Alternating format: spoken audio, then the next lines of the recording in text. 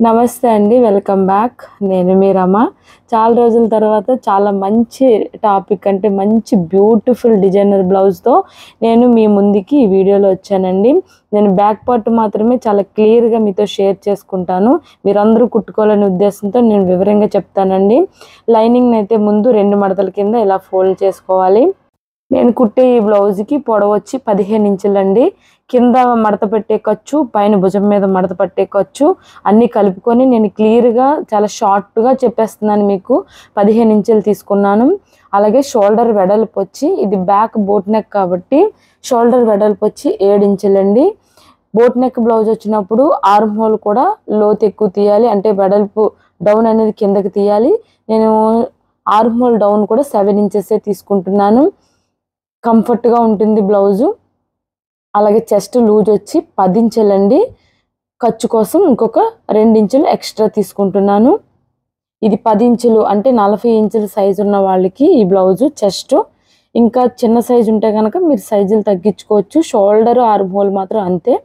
కింద నడుము వచ్చి 9 ఇంచెస్ డాట్స్తో కలిపి 9 ఇంచెస్. అలానే ఖర్చు కోసం 2 ఇంచెస్. ఇలా అంటే కింద నడుము దగ్గర లూజు మాత్రం ఎవరు సైజ్ ఎలా ఉందో అలా పెట్టుకోవాలండి. చెస్ట్ అయినా నడుమైనా. నేను కుట్టే బ్లౌజ్కి మాత్రం చెస్ట్ వచ్చి 40 ఇంచులు. ఇక్కడ ఆర్మ్ హోల్ లోతు కోసం 1.5 ఇంచుకి టిక్ పెట్టుకోవాలి. 1.5 ఇంచుకి ఇలా టిక్ పెట్టుకొని ఆర్మ్ హోల్ రౌండ్ అనేది మంచిగా ఇలా తీసుకోవాలి. ఆర్మ్ హోల్ రౌండ్ తీసేటప్పుడు ఇలా మంచిగా 1.5 ఇంచుకి టిక్ పెట్టుకొని తీస్తే సరిపోతుంది. ఈ విధంగా ఆర్మ్ హోల్ రౌండ్ అనేది తీసుకోవాలి. ఆర్మ్ హోల్ రౌండ్ తర్వాత నెక్ లూజ్ అండి 4 ఇంచులు. బోట్ నెక్ కాబట్టి 4 ఇంచులు కంఫర్ట్‌గా ఉంటుంది. మన చేతులు కదపటానికి ఫ్రీగా ఉంటుందన్నమాట. 3 ఇంచులు డౌన్‌కి మార్క్ చేసుకోవాలి. మళ్ళీ 4 ఇంచులు వెడల్పుకి మార్క్ చేసుకొని ఇలా బాక్స్ కింద రెడీ చేసుకోవాలి. ఇలా బాక్స్ కింద రెడీ చేసుకున్న దాన్ని మళ్ళీ 1 ఇంచుకి ఇలా టిక్ పెట్టుకొని బోట్ నెక్ షేప్ అనేది తీయాలి. ఇలా ఈ షేప్ అనేది తీయాలి పై నెక్ కోసం. అలానే అక్కడి నుంచి ఇంకొక 1.5 ఇంచుకి మళ్ళీ టిక్ పెట్టుకోవాలి. ఇక్కడ నేను ఉక్ అనేది వస్తుందండి. ఈ బ్లౌజ్ చాలా బాగుంటుంది. కింద నడుము వెడల్పు 3.5 ఇంచ్ తీసుకున్నాను. కుట్టులో పోయినా కానీ 3 ఇంచెస్ అనేది ఉంటుంది. మళ్ళీ 4 ఇంచులకి మార్క్ చేసుకొని ఇంకొక బాక్స్ అనేది రెడీ చేసుకోవాలి. మళ్ళీ వెడల్పు 4 ఇంచులు. పైన నెక్ కోసం అయితే ఎంత వెడల్పు తీసామో ఇక్కడ డిజైన్ కోసం కూడా అంతే వెడల్పు బాక్స్, ఒక స్క్వేర్ బాక్స్ అనేది డ్రా చేసుకోవాలి. ఇలా డ్రా చేసుకున్న తర్వాత మళ్ళీ 1 ఇంచుకి ఇలాగ టిక్ పెట్టుకొని ఇలా రౌండ్ అనేది తీసుకుంటున్నాను నేను కుట్టే డిజైన్కి. కింద వచ్చి స్క్వేరు, పైన వచ్చి రౌండ్. ఇలా మార్క్ చేసేసుకోవాలండి. నాకు బ్యాక్ పార్ట్ అంతా క్లియర్ అయిపోయింది. ఇప్పుడు అవుట్లైన్ అంతా కట్ చేసేసుకుందాం. ఇలా అవుట్లైన్ కట్ చేసుకున్న తర్వాత ఇప్పుడు నెక్ అనేది కట్ చేసుకోవాలి. నేను చాలా క్లియర్గా చెప్తున్నానండి. మొత్తం బ్లౌజ్ అంతా చెప్తే మీరు అర్థం కాదు, కన్ఫ్యూజ్ అవుతారని. ఇది డిజైనర్ బ్లౌజ్ అండి. ఎంత బాగుందంటే నేను లేట్గా వీడియో చేసినా మీకు నచ్చే బ్లౌజులు ఇలాంటివన్నీ నేను మీకు ఎప్పుడు ఇస్తానే ఉంటాను. ఇప్పుడు బ్యాక్ పార్ట్ లైనింగ్ ఎలాగైతే కట్ చేసుకున్నామో ఆ లైనింగ్ని పెట్టుకొని ఇప్పుడు మెయిన్ ఫ్యాబ్రిక్ అనేది కట్ చేసేసుకోవాలి. నేను ఓన్లీ బ్యాక్ పార్టే చెప్తున్నాను కాబట్టి బ్యాక్ పార్ట్నే చూపిస్తున్నాను. ఇలా మెయిన్ ఫ్యాబ్రిక్ కూడా కట్ చేసేసుకున్న తర్వాత ఇప్పుడు లైనింగ్ని ఎలా స్టిచ్ చేసుకోవాలో చూద్దాం. ఇది లైనింగ్ అనమాట, వెనక భాగం లైనింగ్. ఈ లైనింగ్కి క్యాన్వాస్ అనేది మనం అటాచ్ చేసుకోవాలి. నేను దీనికే క్యాన్వాస్ అనేది కొంచెం లైనింగ్ నేను మెయిన్ ఫ్యాబ్రిక్ ఏంటంటే ఇది సాటిన్ క్లాత్ అండి. చాలా సాఫ్ట్ అండ్ సిల్కీగా ఉంటుంది. అందుకని నేను క్యాన్వాస్తో దీన్ని చాలా స్ట్రాంగ్గా చేయాలని నేను క్యాన్వాస్ చాలా ఎక్కువగానే పెట్టుకున్నాను. ఇలా క్యాన్వాస్ పేపర్ని ఫస్ట్ లైనింగ్కి అటాచ్ చేసుకోవాలి. ప్రతి దిక్కున పిన్ అనేది పెట్టుకోవాలండి, జరిగిపోకుండా ఉంటుంది. తర్వాత మనకి కరెక్ట్గా కుట్టుకోవడానికి ఈజీగా ఉంటుంది. మొత్తం పిన్నులతో మొత్తం క్యాన్వాస్ని లైనింగ్ని కలిపి ఇలా పిన్నులతో ఇలా కలిపి పెట్టుకోవాలి. ఇలా కదలకుండా ఉన్న తర్వాత ఇలా చూసారు కదా నేను ఎంత క్యాన్వాస్ తీసానో ఆ పై మధ్యలో బాక్స్ కట్ చేసేస్తే చాలా క్యాన్వాస్ అనేది బ్యాక్ పార్ట్ స్ట్రైట్గా నిలబడుతుంది. ఇప్పుడు ఈ లైనింగ్ ఏ షేప్లో అయితే ఉందో అలా స్టిచ్ చేసేసుకోవాలి. క్యాన్వాస్ని కలుపుకుంటూ ఇలా స్టిచ్ చేసుకోవాలి. ఫస్ట్ నెక్ అనేది కుట్టుకోవాలి. మనం కుడుతూ వస్తున్నప్పుడు వెనక నుంచి కుట్టేసిన వాటి వైపుకు ఉన్నటువంటి పిన్నులు తీసుకుంటూ వచ్చేయాలండి. ఇలాగా నెక్ కుట్టేసిన తర్వాత షోల్డర్ దగ్గర నుంచి క్యాన్వాస్ అనేది కదలకుండా ఫస్ట్ అవుట్లైన్ అంతా ఇలా కుట్టేసుకుంటున్నాను. చివరికి ఒక కుట్టు ఉండాలి కాబట్టి నేను ఇంత క్యాన్వాస్ ఇలా ఎందుకు తీసుకుంటున్నానంటే మెయిన్ ఫ్యాబ్రిక్ చాలా పల్చగా సిల్కీగా ఉంది. బ్లౌజు డిజైనర్ బ్లౌజు అలా ఇలా నించోబెడితే నించుని పోవాలన్నమాట. అలా స్ట్రాంగ్గా ఉండాలంటే మనం క్యాన్వాస్తోనే దీనికి డిజైన్ అనేది ఇవ్వాలి. అందుకే క్యాన్వాస్ని ఎక్కువ తీసుకున్నాను. ఓన్లీ నెక్కే కాకుండా కింద మన నడుము వరకు తీసేసుకున్నాను.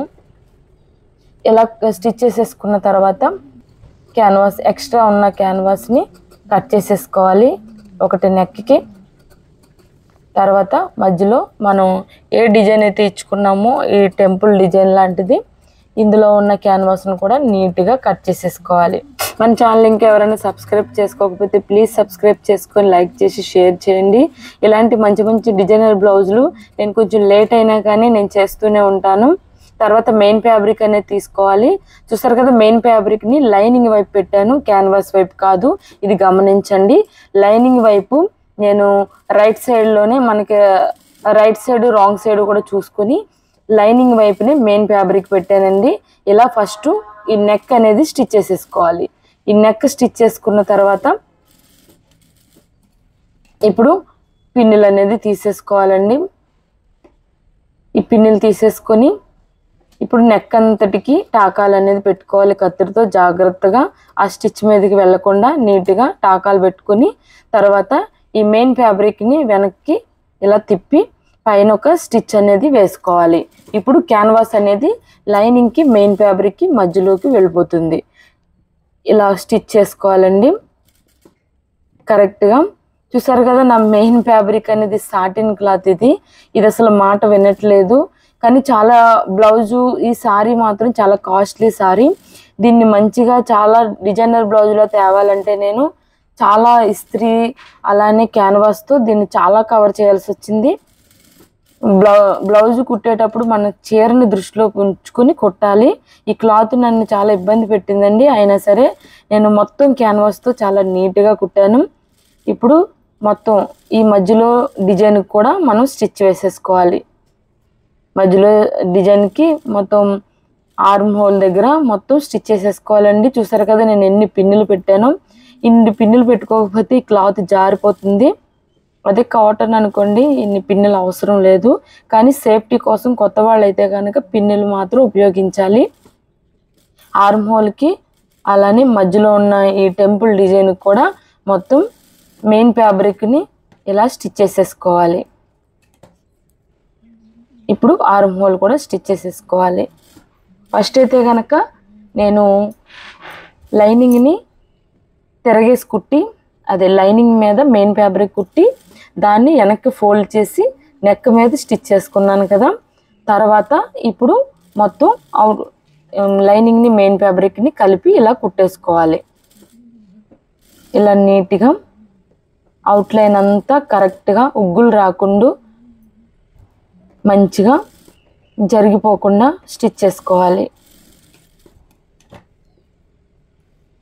అలానే కింద కూడా నడుము దగ్గర కూడా నీట్గా లాగకుండా మొత్తం స్టిచ్ చేసేసుకోవాలి. ఫ్రెండ్స్, మీకు ఏమన్నా డౌట్స్ ఉంటే నాకు కామెంట్ చేయండి, నేను తప్పకుండా రిప్లై ఇస్తాను. బ్లౌజ్ విషయంలో ఈ బ్లౌజులు ఇంకా ఏమన్నా మీకు స్టిచ్చెస్లో ఏమన్నా డౌట్స్ ఉంటే నాకు మెసేజ్ చేయండి, నేను రిప్లై ఇస్తాను. నాకు మీరు మంచిగా కామెంట్స్ పెడుతున్నారు, నేను ప్రతి కామెంట్కి రిప్లై ఇస్తున్నాను. నాకు చాలా హ్యాపీ. వీడియోలు మాత్రం లేట్ అవుతుందండి, అది పర్సనల్ ప్రాబ్లం వల్ల. కానీ నేను మంచి వీడియోలే చేస్తానండి. మీకు అందరికీ అర్థం అవ్వాలని నేను చాలా స్లోగా చూపిస్తున్నాను. గందరగోళంగా నేను ఎప్పుడు వీడియోలు చేయను. కొత్త వాళ్ళు అయితే కనుక ఈజీగా నేర్చుకుంటారండి. మధ్యలో డిజైన్ ఏదైతే ఉందో అక్కడ క్లాత్ కట్ చేసేసాను కదా. ఇప్పుడు ఆ డిజైన్కి నేను లైనింగ్ని ఇలాగ డిజైన్ చేసుకొని ఆ ముక్క అనేది వెనక్కి తిప్పుతాను. కరెక్ట్గా ఈ టెంపుల్ డిజైన్ అనేది ఏ షేప్లో అయితే ఉందో అదే షేప్లో నేను లైనింగ్ పీస్ని అనేది తీసుకున్నానండి. దానికి క్యాన్వాస్ తీసుకోవడం లేదు, ఓన్లీ లైనింగ్ని మాత్రమే తీసుకున్నాను కరెక్ట్గా. ఇప్పుడు ఆ చివర్లు అనేది మడతెట్టి కుట్టుకుంటున్నాను. ఇలా కరెక్ట్గా దానికి ఆ బాక్స్కి కావాల్సిన క్లాత్ని ఇలా రెడీ చేసుకొని ఇప్పుడు రైట్ సైడ్ వైపు ఈ క్లాత్ అనేది పెట్టి ఇప్పుడు కుట్టేసుకోవాలి. ఈ కుట్టిన తర్వాత కార్నర్లో టాకాలు పెట్టుకోవాలండి. టాకాలు పెట్టుకుని ఆ అతుక్కున్న పీస్ ఏదైతే ఉందో దాన్ని వెనక్కి తిప్పి పైన మెడకి ఎలా అయితే కుట్టు వేసామో అలానే వేసుకోవాలి. ఈ టాకాలు మాత్రం జాగ్రత్తగా పెట్టాలండి. ఈ కత్తిరితో చిన్న చిన్న టాకాలు పెట్టకపోతే ఈ అతుక్కున్న పీస్ అనేది వెనక్కి కరెక్ట్గా తిరగదు. ఇప్పుడు ఇలా వెనక్కి ఫోల్డ్ చేసేసుకోవాలి. ఇప్పుడు లోపలికి అనేది వెళ్ళిపోతుంది. ఇప్పుడు పైన ఒక స్టిచ్ వేసుకోవాలి జాగ్రత్తగా. మనం కుట్టేటప్పుడు ఇదొక బ్లౌజులు అందంగా కనిపించాలన్నా, బ్లౌజు నీట్గా ఉండాలన్నా మన ఫినిషింగ్ ఈ కుట్టు అనేది చాలా ఇంపార్టెంట్ అండి. మనం ఏ లెవెల్లో అయితే మొదలు పెట్టామో అదే షేప్లో కుట్టు వెళ్ళాలి. కొంచెం పక్కకి కొంచెం ముందుకి లేకుండా చూసుకోవాలండి. అప్పుడే మనం పర్ఫెక్ట్గా బ్లౌజులు కుడుతున్నట్టు. ఏదోలా కుట్టడం కాదు, మన స్టిచ్చెస్ అనేది కరెక్ట్గా షేపు అటు ఇటు తిరగకుండా మంచిగా నిలబడినప్పుడే మనం కరెక్ట్గా కుట్టినట్టు. బ్లౌజ్ ఒకటి వెనక ముందు ఒకటి ఏదోలా సెట్ చేసేస్తే కాదండి, చూసిన వెంటనే ఇది చాలా మంచి ఎక్స్పీరియన్స్ ఉన్న బ్లౌజు వాళ్ళు కుట్టారు అన్నట్టు కనిపించాలి. అంటే మీరు స్టిచ్చెస్ మాత్రం జాగ్రత్తగా వచ్చేటట్టు చూసుకోవాలి. ఇలా పైన ఒక కుట్టు వేసుకోవాలండి. ఇలా నెక్ అంతా చాలా నీట్గా అతుక్కున్నాను. ఇలా మీరు కూడా నీట్గా అతుక్కోండి. ఇలా అతుక్కున్న తర్వాత నడుము డాట్స్ అనేది వేసేసుకోవాలి. నడుము డాట్స్ వేసేసుకున్న తర్వాత కింద నడుము బెల్ట్ కుట్టుకుంటున్నాను. ఈ నడుము బెల్ట్ అనేది ఇలా కుట్టుకోవాలి. కాటన్ పీస్ని ఇలా 2 ఇంచుల వెడల్పు క్లాత్ కింద తీసుకొని నడుముకి బెల్ట్ అనేది వేసుకుంటున్నాను. చాలాసార్లు మీకు చెప్పాను, మీకు తెలుసు కూడా నడుము బెల్ట్ అనేది ఎలా స్టిచ్ చేసుకోవాలో. ఇప్పుడు ఈ పైన ఒక కుట్టు వేసుకోవాలి. మళ్ళీ ఓన్లీ లైనింగ్ మీద మాత్రమే పడాలి ఆ స్టిచ్. ఇలా కుట్టుకున్న తర్వాత మళ్ళీ వెనక్కి ఫోల్డ్ చేసి హెమ్మింగ్ అనేది చేసుకోవాలండి, మిషన్ కుట్టు కాదు. ఇలా మనం చేతి కుట్లు వేసుకోవాలి, చాలా నీట్గా ఉంటుంది. ఇదిగండి ఇలా వస్తుంది నీట్గా. ఇలా వచ్చిన తర్వాత బ్యాక్ పార్ట్ని ఇప్పుడు నేను ఈ స్టోన్ లైన్ అనేది కొంచెం కాస్ట్లీదే తీసుకున్నాను. దీన్ని కుట్టుకోవాలండి చేత్తో. కుట్టుకున్న తర్వాత మనం ఇస్త్రీ చేసామంటే అతుక్కుపోతుంది. ఇది కుట్టుకునేటప్పుడు చాలా కష్టమే కొంచెం. అంటే నీట్గా రౌండ్స్ అన్నీ మంచిగా తిరిగేటట్టు స్లోగా కొంచెం పట్టుకుంటూ కుట్టాలి. మొత్తం నెక్ అంతటికి మధ్యలో టెంపుల్ డిజైన్ అంతటికి నేను ఈ స్టోన్ లైన్ అనేది అతుక్కున్నాను. ఈ స్టోన్ లైన్లో కూడా చాలా రకాలు ఉంటాయండి. కొంచెం కాస్ట్లీవి ఉంటాయి, అలానే కొంచెం ఎక్కువ గోల్డ్ షేడ్ ఉన్నాయి కూడా ఉంటాయి. ఎక్కువ మెరిసిపోయినట్టుండే గోల్డ్ షేడ్ కాకుండా స్టోన్ కూడా లేవకుండా మంచిగా ఉంటుంది. అలాంటి సెలెక్ట్ చేసుకుంటే మనం వేసుకున్నప్పుడు అవి మంచిగా కనిపిస్తాయి.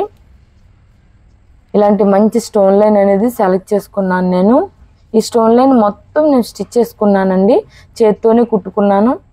ఇది 2 లైన్ల స్టోన్ లైన్ అనమాట. ఇది మిషన్తో కూడా కుట్టొచ్చు, కానీ అందరూ కుట్టలేరండి, సూదులు ఇరిగిపోతూ ఉంటాయి ఈ స్టోన్ మీద పడి. కాబట్టి మీరు ఇలా సూదితో కుట్టుకొని తర్వాత ఇస్త్రీ చేసుకుంటే అతికిపోతుందండి. దీనికి గమ్ ఉంటుంది, ప్లాస్టిక్లా ఉంటుంది కదా, అది కరిగి అతికిపోతుంది అనమాట. ఇలా మంచిగా నెక్ మాత్రం ఎంత మంచిగా కనిపిస్తుందంటే ఈ బ్లౌజు మీరు చూసారంటే కంపల్సరీ కుట్టుకుంటారు, అంత బాగుందండి. నేను ఇంకా మంచిగా చూపిద్దును, కానీ వీళ్ళు వెంటనే తీసుకెళ్ళిపోయారు ఈ బ్లౌజ్ని. కానీ నేను ఈ వీడియో మీకు ఎలా అన్నా అందించాలని నేను లేట్ అయినా మీకు వీడియోని పోస్ట్ చేస్తున్నాను. ఇంకా మంచి మంచి డిజైనర్ బ్లౌజులు స్టిచ్ చేస్తానండి. ఈ బ్యాక్ పార్ట్ కాకుండా ఫ్రంట్ పార్ట్ నెక్స్ట్ వీడియోలో పెడతానండి. ఫ్రంట్ పార్ట్ అయితే కనుక చాలా బాగుంటుంది. నేను షేప్ పెట్టలేదు, అలాగని ప్రిన్సెస్ కట్ కాదండి, డాట్స్ వేసాను. ఫ్రంట్ ఓపెన్ చాలా బాగుంది. ఫ్రంట్ పార్ట్ సపరేట్ పెట్టాలని ఇందులో నేను కలపలేదు. ఇక్కడ నెక్కకి ఎలా అయితే కుట్టుకున్నానో అలాగని టెంపుల్ డిజైన్ కూడా కుట్టుకున్నానండి. చాలా బాగుంది బ్లౌజ్ వచ్చి. నేను ఫినిషింగ్ మాత్రం చాలా నీట్గా ఇచ్చాను. కేర్ఫుల్గా చాలా నీట్గా మనం స్టిచ్ చేసుకోవాలి.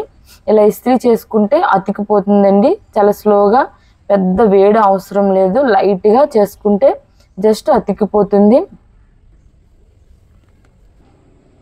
చాలా బాగుందండి బ్లౌజ్. మీరు కూడా స్టిచ్ చేసుకోండి. నెక్స్ట్ నేను ఫ్రంట్ పార్ట్తో మీ ముందుకు వస్తాను.